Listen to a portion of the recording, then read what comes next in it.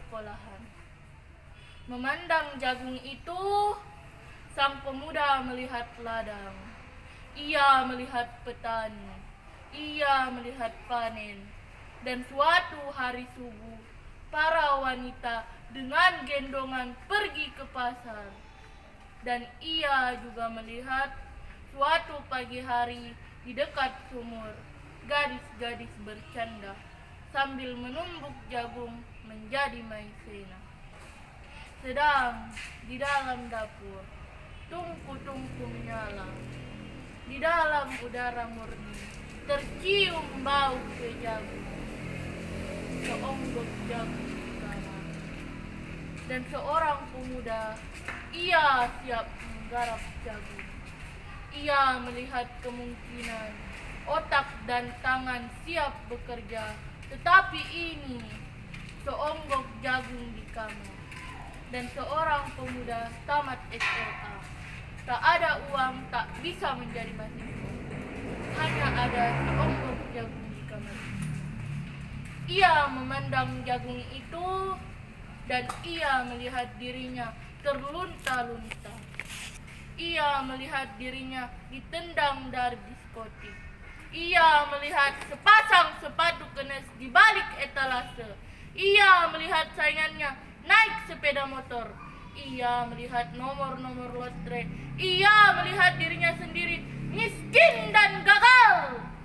Seonggok jagung di kamar tidak menyangkut pada akal, tidak akan menolongnya. Seonggok jagung di kamar tak akan menolong seorang pemuda yang pandangan hidupnya berasal dari buku dan tidak dari kehidupan, yang tidak terlatih dalam metode dan hanya penuh hafalan kesimpulan, yang hanya terlatih sebagai pemakai tetapi kurang latihan bebas berkarya. Pendidikan telah memisahkannya dari kehidupan.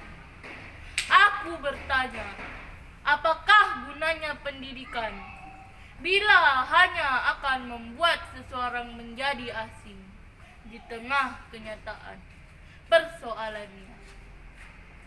Apakah gunanya pendidikan bila hanya akan mendorong seseorang menjadi layang-layang di ibu kota, kikuk pulang ke daerahnya?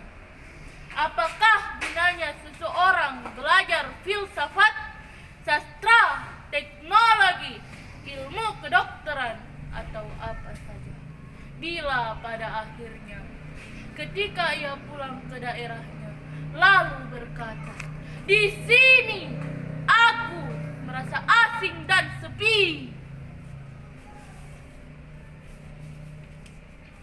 Kau jendela duniaku, Kurnilawati. Ada kau di antara sela batasan, berpoleskan debu, lusuh dan tak bergeming, tanpa sentuhan tangan dan nyaris tak terlihat. Ada kau yang hanya diam membisu dan terabaikan olehku, oleh orang-orang lain yang tak tahu diri dan tak punya hati. Ada kau, tempatku berbagi rasa, meski kau hanya diam membisu di antara lembaran-lembaran yang penuh dengan ratusan bahkan ribuan goresan pen yang penuh arti. Ada kau yang sering terabaikan karena tertindas oleh era milenial zaman gawai. Dan aku tahu kaulah tempatku untuk menggali ilmu. Kau tempatku meraih asa dan cita. Kau tempatku meniti jembatan ilmu. Kau tempatku mengasah angan dan harapan. Kau jendela